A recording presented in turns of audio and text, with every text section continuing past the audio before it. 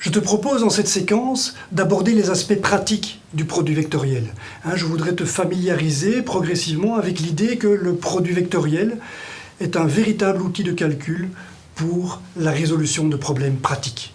Alors je ne vais pas aller bien loin dans cette idée ici, je vais me contenter de problèmes de base de géométrie, et c'est pourquoi je vais commencer par faire l'interprétation géométrique du produit vectoriel. Je verrai ensuite la notion de produit mixte, qui, comme tu verras, a aussi un côté pratique intéressant.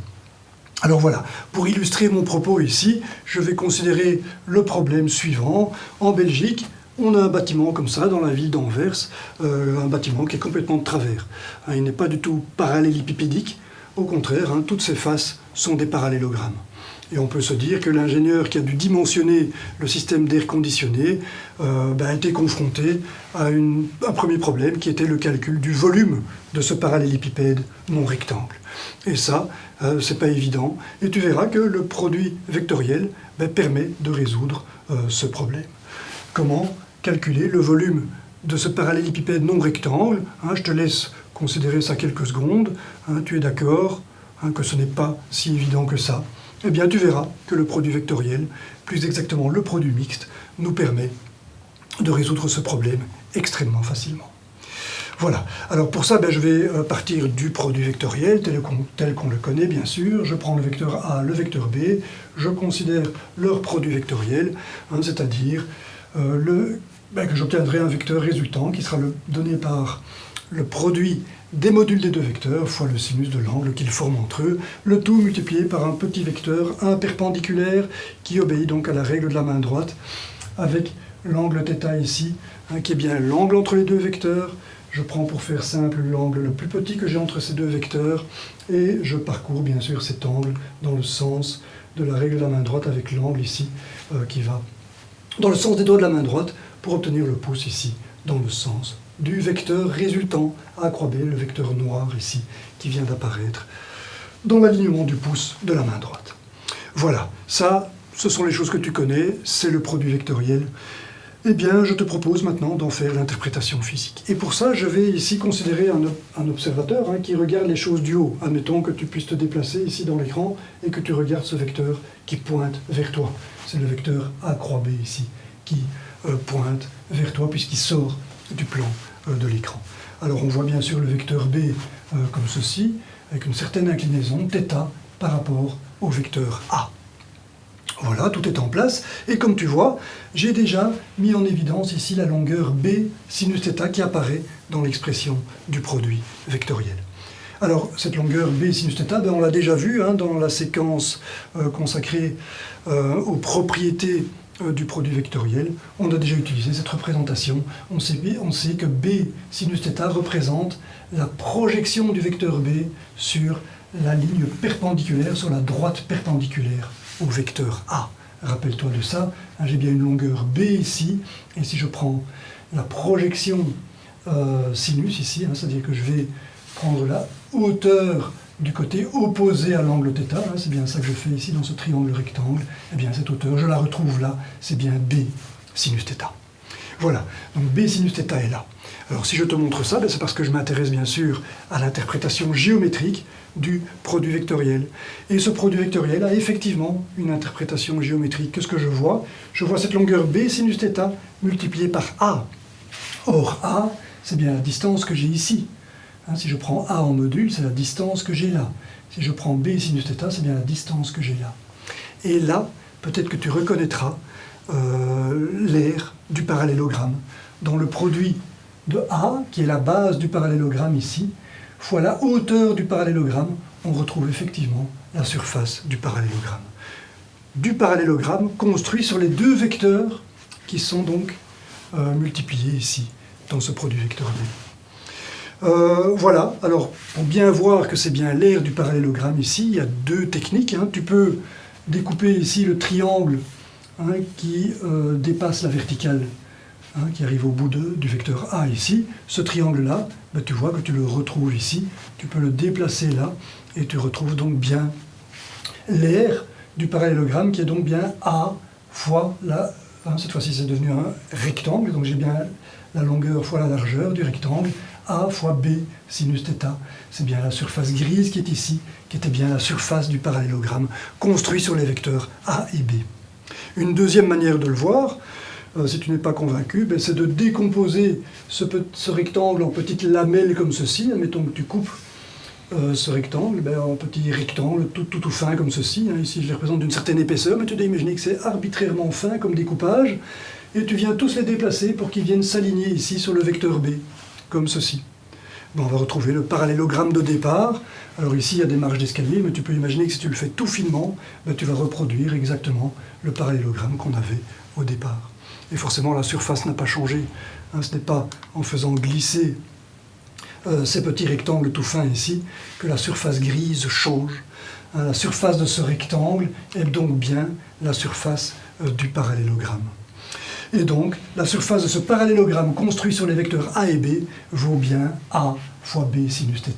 En conclusion, la norme, le module du vecteur résultant d'un produit vectoriel donne tout simplement la surface du parallélogramme construit sur les deux vecteurs qui sont multipliés l'un par l'autre. Le module de ce vecteur A croix B, c'est la surface grise qui est ici. Voilà, c'est l'interprétation géométrique du produit vectoriel. Je le mets donc en évidence, le fait que c'est bien la surface du parallélogramme construit sur les vecteurs A et B. C'est ma manière de le noter ici, S, A, B. Voilà.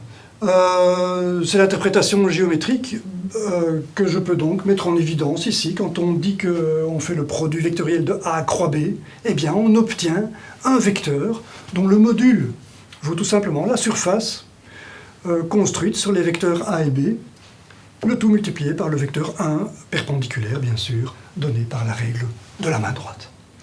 Voilà, c'est une interprétation géométrique dont on ne retrouve pas l'équivalent dans le produit scalaire. Il faut avoir conscience de ça. Le produit scalaire ressemble beaucoup au produit vectoriel. La différence, bien sûr, c'est que c'est un scalaire, ceci est un nombre. Voilà, c'est un nombre, mais qui ne représente rien de particulier. En tout cas, en géométrie, il ne représente rien de particulier. On fait B cosinus θ ici, et voilà, il n'y a pas l'équivalent de ce qu'on a ici avec le produit vectoriel. Par contre, ce que je te propose de faire maintenant, c'est de considérer un troisième vecteur. Et je vais te demander d'imaginer qu'on fait le produit scalaire ici de ce troisième vecteur C avec le vecteur A croix B. Alors voilà, je vais le faire, j'ai A croix B ici, et je fais le produit scalaire, c'est ce que je vais appeler le produit mixte, bien sûr. C'est une expression qui renferme ici les deux produits possibles entre des vecteurs. On peut faire un produit scalaire entre deux vecteurs, et on peut aussi faire un produit vectoriel entre deux vecteurs. C'est donc bien un produit mixte, qui mélange donc les deux types de produits qu'on peut faire donc avec des vecteurs. Alors, voilà, on va analyser ce produit mixte ici, on va voir ce que ça donne. Déjà, l'interprétation géométrique ici, je te l'ai rappelé ici, quand on fait le produit scalaire de deux vecteurs, le B cosinus θ ici traduit tout simplement la projection de type cosinus ici, c'est bien le côté adjacent à l'angle que je considère, on a l'hypoténuse ici, on a le côté adjacent, c'est bien B cosinus θ qu'on a ici.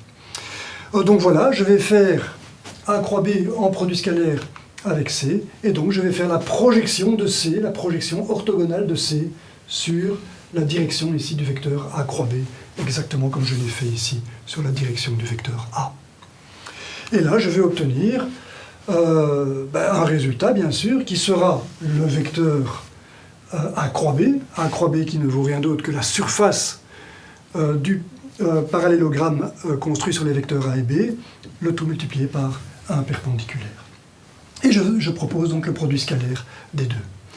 Alors ce produit scalaire, voilà, il va donner ici le C cosinus de phi que je tente de te montrer ici. Voilà, C cosinus de phi, c'est bien sûr cette projection que je vais faire ici. Tout comme on avait B cosinus θ ici, je fais la projection orthogonale pour obtenir C cosinus de phi. Phi étant bien sûr l'angle, l'angle phi qui est ici, c'est bien sûr un autre angle, c'est l'angle que fait le vecteur C avec le vecteur A croix B. Voilà, alors pourquoi est-ce que je te montre ceci? Parce que C cosinus de phi représente la hauteur en fait du vecteur C ici par rapport au plan formé par les vecteurs A et B. Si je prends la hauteur ici de l'extrémité de C, j'obtiens la hauteur h que j'ai ici, bien entendu, puisqu'il s'agit d'une projection perpendiculaire. Dans le produit scalaire, c'est bien une projection perpendiculaire que je fais pour obtenir ici c cosinus phi, c'est-à-dire h. C'est comme ça que je vais le noter. SAB fois h. Voilà. Alors, qu'est-ce que ça a comme intérêt, ça? Eh bien, c'est que cette hauteur h du point C ici, ça serait aussi la hauteur du parallélépipède non rectangle que je peux avoir en déplaçant la surface ici jusqu'à l'extrémité de C. Et c'est ce que je fais maintenant. En faisant ça, tu vois que je viens de former un parallélépipède non rectangle tout à fait quelconque. Il n'y a pas d'angle droit là-dedans. A et B ne sont pas nécessairement des vecteurs à angle droit. Ici, je suis parti avec un angle tout à fait quelconque, phi, et je suis donc ici avec un parallélogramme également. Là, j'ai des parallélogrammes partout. Ceci est un parallélépipède non rectangle dont la surface est SAB et dont la hauteur est h. Et ça, il se fait eh bien, que le volume du parallélépipède non rectangle est précisément cette surface multipliée par h, la surface qui apparaît comme le résultat du produit mixte. Alors voilà, c'est ce que je vais donc appeler le volume du parallélépipède non rectangle. Alors si tu n'es pas convaincu que ceci est bien le volume du parallélépipède non rectangle, je te propose de faire une petite expérience. Tu prends un cylindre que tu fais avec des pièces de monnaie. Donc voilà ce cylindre ici qui a une certaine hauteur h et une surface de base S. Alors ici la surface de base, elle est circulaire. Ici c'était un parallélogramme, mais ce que je te dis ici est tout à fait général. Quelle que soit la surface, quelle que soit la forme géométrique de la base d'un cylindre, on aura toujours ce que je vais te dire ici. Tu vas vite t'en rendre compte d'ailleurs. Tu prends une petite pile de pièces de monnaie comme ceci pour constituer un cylindre de surface S et de hauteur H, et puis tu glisses les pièces les unes sur les autres. Forcément, le volume de métal n'a pas changé, les pièces sont métalliques ici, tu auras toujours le même poids, tu auras toujours le même volume. C'est pas parce que tu as incliné les pièces que le volume a changé. Alors tu peux imaginer maintenant par la pensée que ces pièces sont arbitrairement étroites, que leur hauteur ici est très très limitée, de manière à ce que tu obtiennes un cylindre tout à fait lisse. Tu te rends bien compte qu'un cylindre incliné comme ceci aura un volume qui sera toujours donné par sa surface de base fois sa hauteur. Ceci est une formule tout à fait générale pour un cylindre, quelle qu'en soit l'orientation. Voilà, j'ai bien SAB fois H qui sera le volume de ce parallélépipède non rectangle. Et voilà, donc on a résolu notre petit problème ici. On peut très facilement calculer le volume de ce bâtiment, même s'il semble très bizarre comme ceci.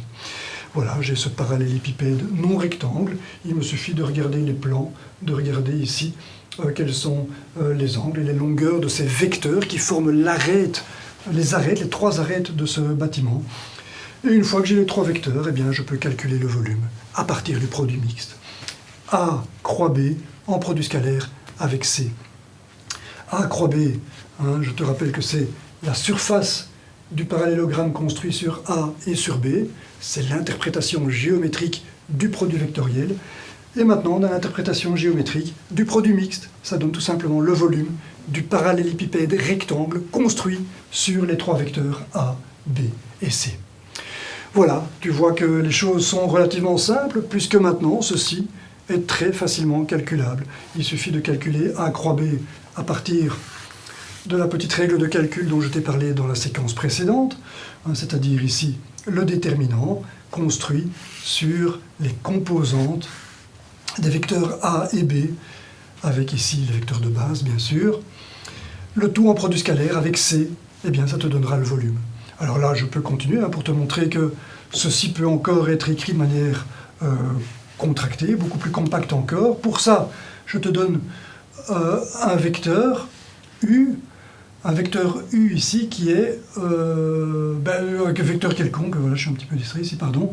J'ai UX1X plus UY1Y plus UZ1Z, c'est un vecteur quelconque. Si je fais ça, en fait, c'est pour te montrer que ceci peut être écrit de manière plus compacte. Je vais considérer ce vecteur en produit scalaire avec le vecteur C. Donc tu vas considérer que ceci, c'est le vecteur U, c'est le vecteur A croix B. Voilà, je vais le considérer en produit scalaire. Alors le produit scalaire, lui, au moins, il est simple. Tu es d'accord que je vais faire UXCX plus UYCY plus UZCZ. C'est ce qui est représenté ici. C'est le produit scalaire de ces deux vecteurs. Et comme tu vois, si tu compares l'écriture du vecteur U à l'écriture du produit scalaire de U par C, tu constates qu'il suffit de remplacer un X par CX, un Y par CY et un Z par CZ. Le reste est partout le même, c'est chaque fois les U, UX, UY, UZ. Donc voilà, tu vois que ce qui me permet d'obtenir le produit vectoriel, c'est-à-dire ce vecteur-ci, c'est ce déterminant, c'est ce tableau ici, mais si je remplace partout un X, un Y, un Z par CX, CY, CZ, tu es d'accord que je vais obtenir tout simplement l'expression qui est ici, c'est-à-dire le produit scalaire de U avec C. D'accord, donc je répète le raisonnement ici. Si tu regardes ce tableau-ci sans la multiplication scalaire, tu obtiens ceci.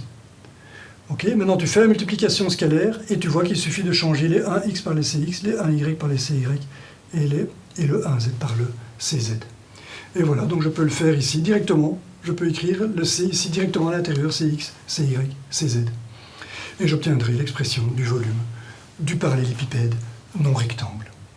Voilà, ça tu es d'accord que c'est relativement facile, hein. Je vais avoir cx multiplié par ay bz moins by az. Voilà, je l'ai fait ici, c'est le premier terme que je vais obtenir en cx ici, puis en cy, en cz. C'est ce qui est écrit ici. Voilà, le problème est réduit à un petit calcul algébrique tout simple pour obtenir donc le volume du parallélépipède non rectangle. Voilà, donc ceci te permet d'entrevoir le côté pratique du produit vectoriel. Tu vois qu'on peut résoudre des problèmes qui, au départ, apparaissent assez ardus. On comprend mieux maintenant pourquoi Gibbs a proposé cet outil mathématique à ses étudiants en 1881. Alors Gibbs est allé beaucoup plus loin que ça, bien entendu. Il a résolu une quantité de problèmes, notamment dans le domaine de l'électromagnétisme. Il a développé le produit vectoriel dans le cadre de ce qu'on appelle l'analyse vectorielle, qui lui a permis d'étudier les propriétés des ondes électromagnétiques, comme c'est illustré ici avec ce qu'on appelle les équations de Maxwell, qu'il a écrit donc ici de manière très compacte à l'aide du produit vectoriel. Voilà, c'est tout pour cette séquence. J'espère t'avoir convaincu de l'intérêt du produit vectoriel, et je te dis donc à bientôt. Merci pour ton attention.